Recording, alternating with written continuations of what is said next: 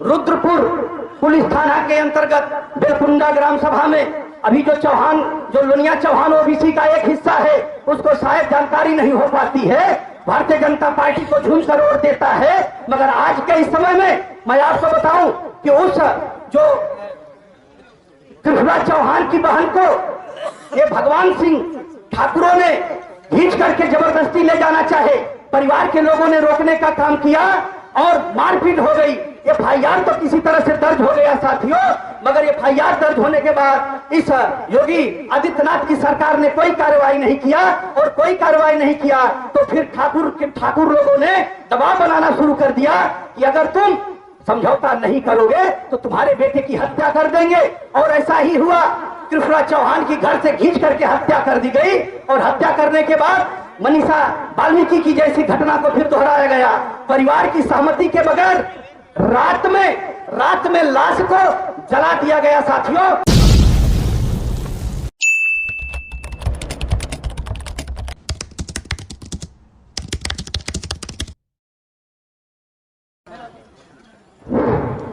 धन्यवाद सम्मानित मंच। साथियों, आज जो राष्ट्रीय पिछड़ा वर्ग मोर्चा का तृतीय राष्ट्रीय अधिवेशन में आप सभी लोग शामिल हुए हैं।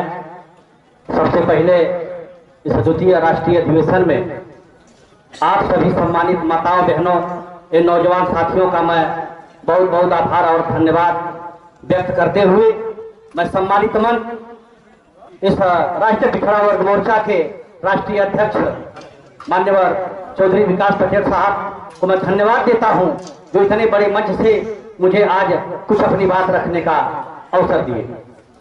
साथियों, आज जो पिछड़े वर्ग की जो समस्या उत्पन्न हो रही है, उसके बारे में आप सभी लोग भली भांति परिचित हैं। और ये जो आंदोलन आज चल रहा है, ये आंदोलन सदियों से चला आ रहा है। तथागत गौतम बुद्ध के समय से ये आंदोलन चल रहा है। तथागत गौतम बुद्ध ने जो ब्राह्मणों ने सूत्रों में हमारे लोगों को बांट करके रखा, उनको एक करके और क्रांति करने का काम किए, और उन सूत्रों को 6743 जातियों में फिर ब्राह्मण लोगों ने बांटा, और 6743 जातियों को एक करने के लिए चौधरी विकास पटेल साहब और माननीय वामन मेश्राम साहब आज ऐलान कर दिए हैं। और ये मैं निश्चित कह रहा हूं कि तथागत गौतम बुद्ध से भी बड़ी क्रांति वामन मेश्राम साहब और चौधरी विकास पटेल साहब करने जा रहे हैं। साथियों, आप सभी लोगों को पता है कि ये शासक वर्ग जिन जिन मुद्दों को उठाता है और जो मुद्दे देखने में अच्छे लगते हैं, ये आप खुद समझ जाइए। आज जो कैडराइज मंच है, आज अगर पिछड़े वर्ग का अगर कोई कैडराइज मंच है तो सिर्फ राष्ट्रीय पिछड़ा वर्ग मोर्चा है। लोग कैडर की भाषा बोलते हैं, आम आदमी भी कहता है कि हम कैडराइज हैं, मगर वास्तव में कैडर क्या होता है ये उनको पता नहीं होता। कैडराइज व्यक्ति वो होता है जो समस्या तो दिखाई देती है, मगर समस्या के पीछे क्या कारण होता है, उस कारण की बारीकियों को जानने वाला ही सच्चा कैडराइज और प्रशिक्षित होता है। और अगर पिछड़े वर्ग को अगर कैडराइज और प्रशिक्षित करने का अगर कोई काम अब के समय में हो रहा है, तो वो वामन मेश्राम साहब और चौधरी विकास पटेल साहब के द्वारा ही हो रहा है।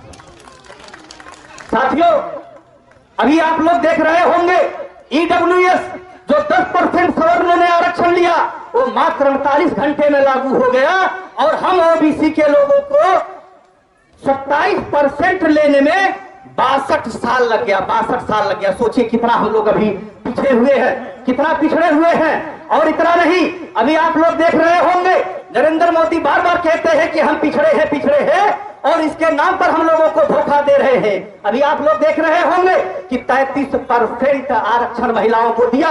ये सुनने में तो बहुत अच्छा लग रहा होगा कि अरे वाह, 33% महिलाओं को आरक्षण मिल गया, लेकिन इसके अंदर की बारीकी क्या है, भारत में कोई पकड़ नहीं पाया। अगर इस बारीकी को पकड़ने का काम किए तो सिर्फ वामन मेश्राम साहब और चौधरी विकास पटेल साहब ने काम किया। क्या काम किया?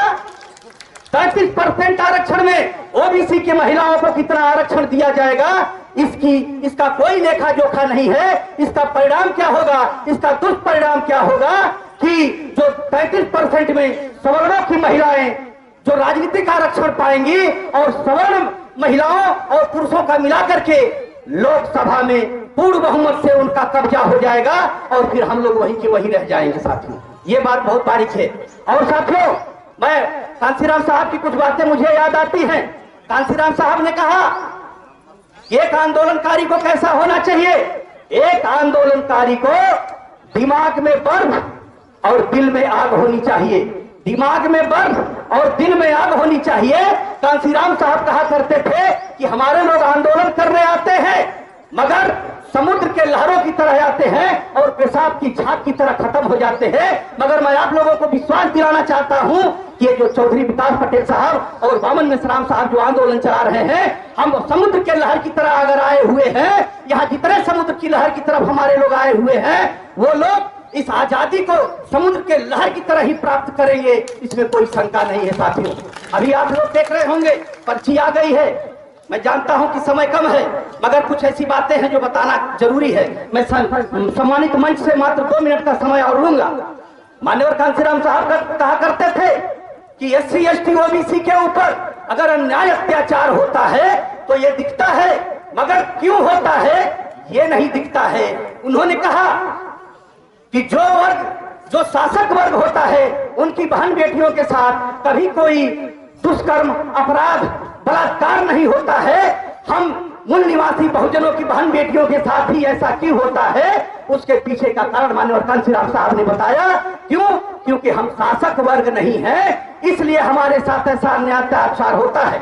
अभी आप लोग देख रहे होंगे तमाम घटनाएं घट रही हैं। अभी हाथरस में मनीषा वाल्मीकि के साथ जो घटना घटी, आदित्यनाथ जोगी जी के समय में, अभी आप देखिए देवरिया में मैं आपको बता दूं, रुद्रपुर पुलिस थाना के अंतर्गत बेलकुंडा ग्राम सभा में अभी जो लोनिया चौहान OBC का एक हिस्सा है, उसको शायद जानकारी नहीं हो पाती है, भारतीय जनता पार्टी को झूम कर वोट देता है। मगर आज के इस समय में मैं आपको बताऊं कि उस जो कृष्णा चौहान की बहन को ये भगवान सिंह ठाकुरों ने खींच करके जबरदस्ती ले जाना चाहे, परिवार के लोगों ने रोकने का काम किया और मारपीट हो गई।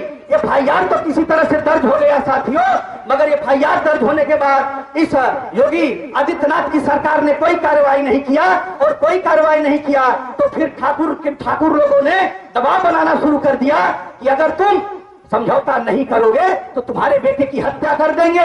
और ऐसा ही हुआ, कृष्णा चौहान की घर से खींच करके हत्या कर दी गई और हत्या करने के बाद मनीषा वाल्मीकि की जैसी घटना को फिर दोहराया गया।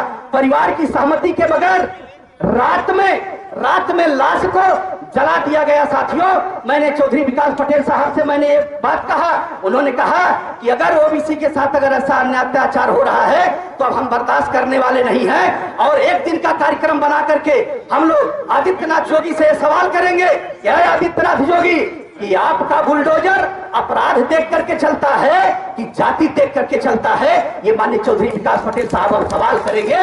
इसलिए आज के मौके पर मैं इतना ही कहना चाहूंगा, आप सभी लोगों ने मुझे सुनने का काम किया, आप लोगों ने मुझे मान सम्मान दिया, इसके लिए आप सभी लोगों का आभार, धन्यवाद। जय भीम, जय भारत, जय मूल निवासी, नमो बुद्धाय।